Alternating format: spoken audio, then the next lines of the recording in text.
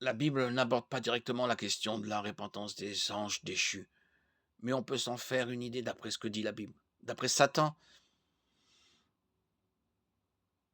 qui était un des principaux anges, peut-être le plus élevé, Ézéchiel 28,14. Lucifer et tous ces anges qui étaient continuellement dans la présence de Dieu et connaissaient sa gloire n'avaient donc aucune excuse pour se rebeller contre lui et se détourner de lui. Ils n'ont pas été tentés, leur rébellion contre Dieu malgré leur connaissance était le mal ultime. Ensuite, Dieu n'a pas pourvu un plan de rédemption pour les anges, comme il l'a fait pour l'humanité. La chute de l'humanité exigeait un sacrifice expiatoire pour le péché, auquel Dieu a pourvu en Jésus-Christ.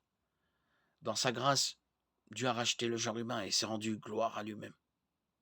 Aucun sacrifice de ce genre n'était prévu pour les anges. De plus, Dieu appelle les anges qui demeurent fidèles, ces anges élus. 1 Timothée 5, 21. Nous savons par la doctrine biblique de l'élection que ceux que Dieu choisit pour le salut seront sauvés et que rien ne peut les séparer de l'amour de Dieu. Romains 8, 38, 39. Les anges qui se sont rébellés n'étaient clairement pas les anges élus de Dieu. La Bible ne donne aucune raison de croire que ces anges se repentiraient, même si Dieu leur en donnait l'occasion. 1 Pierre 5, 8.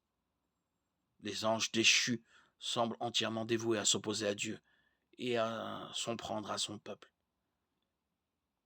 La Bible dit que la sévérité du jugement de Dieu varie selon la connaissance de la personne. Luc 12, 48. Les anges déchus, avec leur grande connaissance, méritent donc d'autant plus la colère de Dieu.